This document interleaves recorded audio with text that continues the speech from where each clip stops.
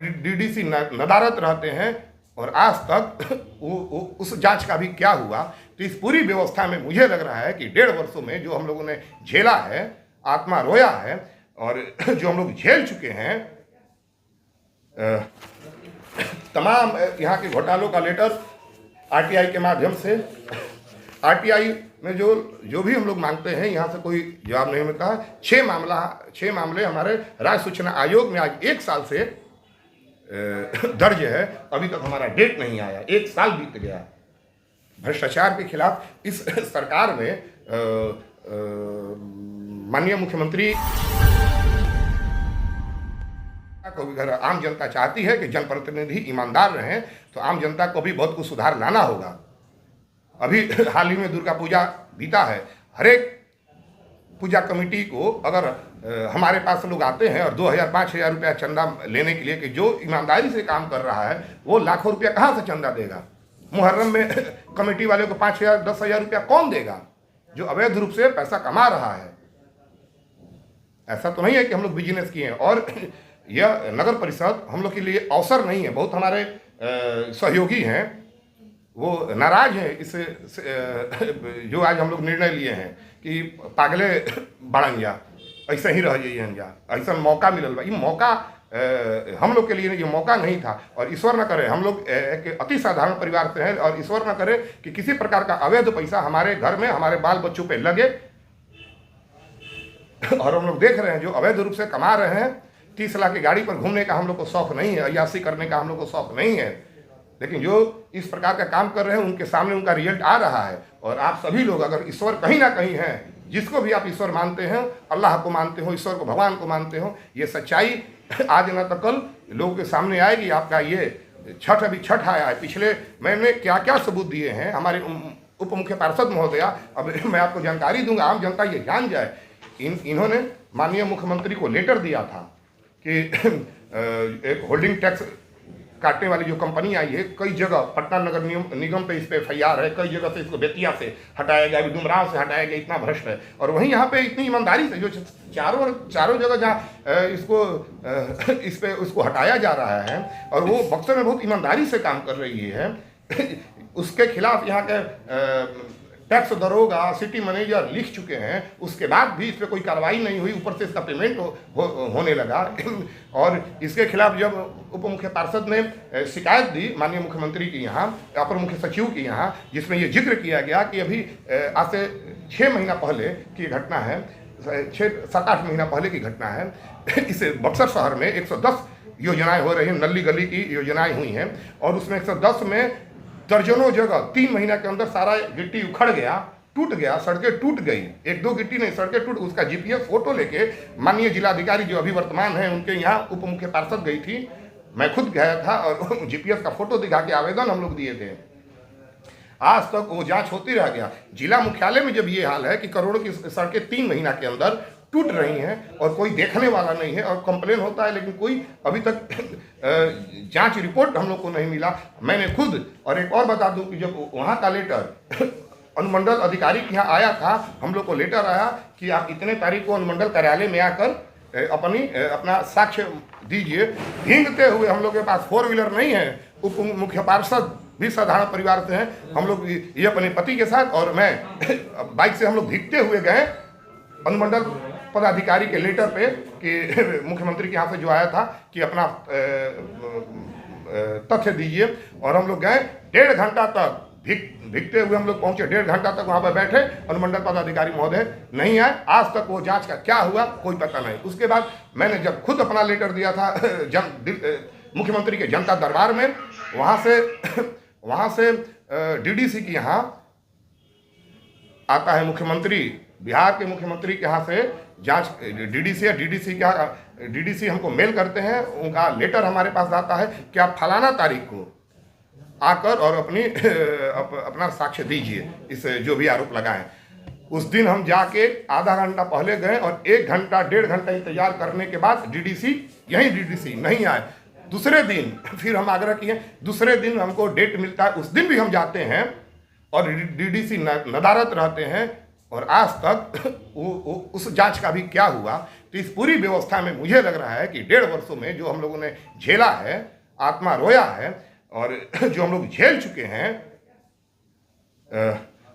मैं अगर लेटर जितना लेटर मैंने दिया है वो देखिए, 1-2 लेटर नहीं, तमाम यहाँ के घोटालों का लेटर आरटीआई के माध्यम से, आरटीआई में जो भी हम लोग मांगते हैं यहाँ से कोई जवाब नहीं मिलता है। 6 मामले हमारे राज्य सूचना आयोग में आज 1 साल से दर्ज है, अभी तक हमारा डेट नहीं आया, 1 साल बीत गया।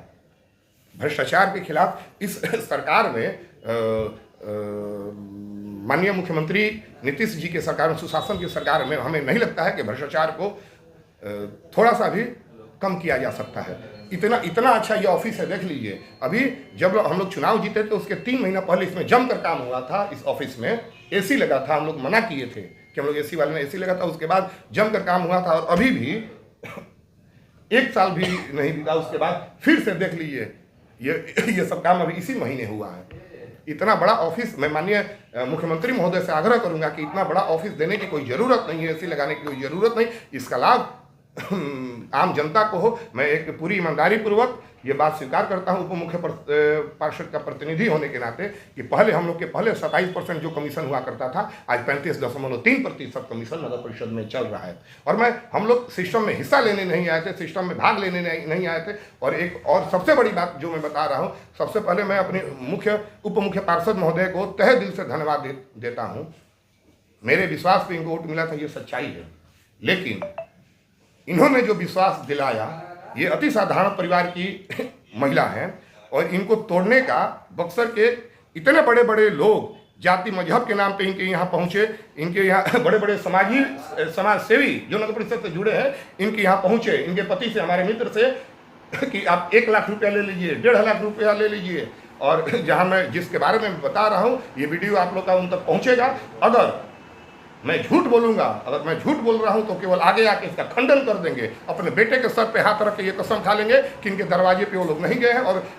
और इनको मैं धन्यवाद देता हूं। भले हम लोग का अधिकार नहीं मिला, उप मुख्य पार्षद का कुछ भी अधिकार नहीं माननीय मुख्यमंत्री ने दिया या सरकार ने दिया, लेकिन मैं इनको धन्यवाद देता हूँ कि मैं कोई दबंग नहीं हूँ। आप चाहती या आपके पति चाहते तो मेरा साथ छोड़ के आप आर्थिक रूप से मजबूत हो सकते थे, लेकिन इसमें पूरी ईमानदारी से, जिस ईमानदारी के साथ हम लोग ने आपका चयन किया था, उतना ईमानदारी के साथ आपने मेरा साथ दिया। इसके लिए मैं आजीवन आपका ऋणी ही रहूँगा।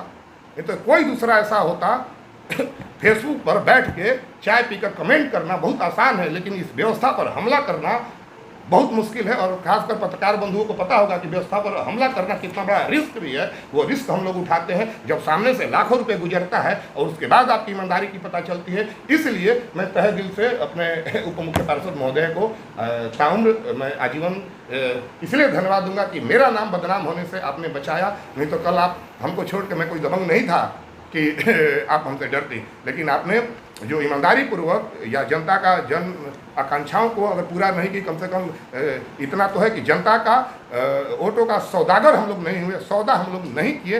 इस बात और इतनी लड़ाई। हाँ, एक और बात बता दूं, ये केवल इस्तीफा मैं इसलिए दे रहा हूँ कि शहर में विभिन्न प्रकार की चर्चाएँ, बहुत लोग दिग्भ्रमित हो गए थे, अपने लोग भी, तो इसलिए क्योंकि उन लोग को नहीं पता है सिस्टम में शामिल होना चुटकी का खेल है। सिस्टम में शामिल होना एकदम चुटकी का खेल है। कोई आएगा जो बंधा हुआ है आपका, वो आप तक आ जाएगा। सिस्टम का विरोध करना कितना बड़ा काम है, कितना बड़ा रिस्क है और कितना बड़ा काम है, ये शायद चाय पी के फेसबुक पर कमेंट करने वाले नहीं बता सकते, लेकिन आप सबको, और जो भी सक्रिय रूप से सक्रिय है, उन सबको पता है कि सिस्टम, हम लोग सिस्टम को सुधारने का प्रयास किए।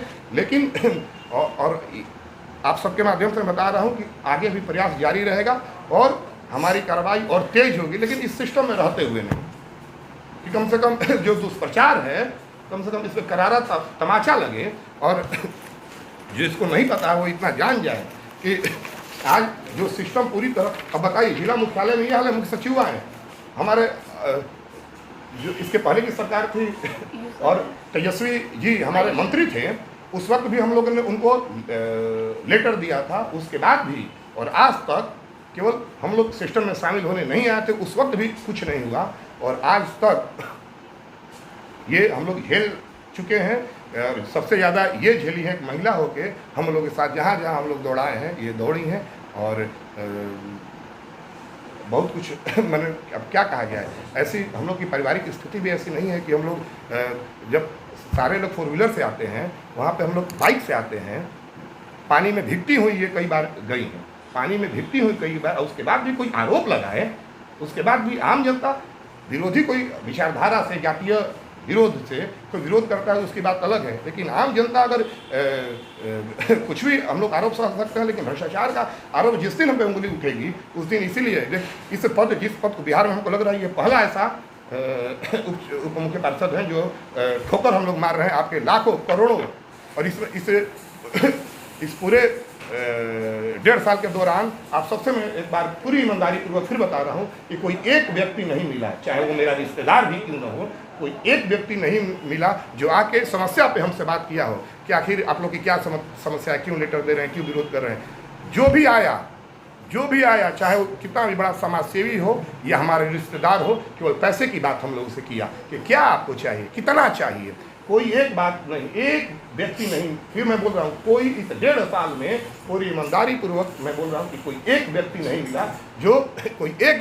मिला जो ये हमसे बोला होगा कि क्या दिक्कत है, घर के नक्शा बनाने में क्या प्रॉब्लम है, जन्म मृत्यु में क्यों दिक्कत हो रही, क्यों ये समस्या का समाधान कैसे होगा, इस पर किसी एक व्यक्ति ने चर्चा नहीं किया।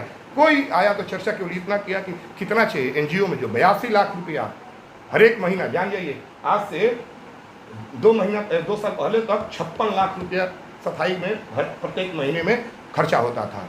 आज 82 लाख रुपया है। जिला मुख्यालय में तमाम डीएम से लेकर तमाम अधिकारी यहाँ पे हैं, तमाम पदाधिकारी आते हैं। और आज जब उसके खिलाफ हम लोग जाँच दिए तो जाँच चैम्बर में होता है। हमको बुलाया गया था पिछले छठ में, और इसी चैम्बर में नीचे ईओ के चैम्बर में हमको बैठाया गया और पूछा गया। मैंने उनसे, जो जाँच टीम में लोग थे, मैंने उनसे आग्रह किया था कि जाँच यहाँ पर नहीं होगी, तुम्हारे फाइलों में गांव का मौसम गुलाबी है मगर ये आंकड़े झूठे हैं, ये दावा खिताबी है। जब फाइल पे तो सब पूरा है। आप औचक निरीक्षण कीजिए कि एक वार्ड में कितने लेबर काम कर रहे हैं, एक वार्ड में कितने लेबर हैं, आप पूरे शहर में कितने एनजीओ में कितना ट्रैक्टर चाहिए था और आज शहर में कितने ट्रैक्टर चल रहे हैं।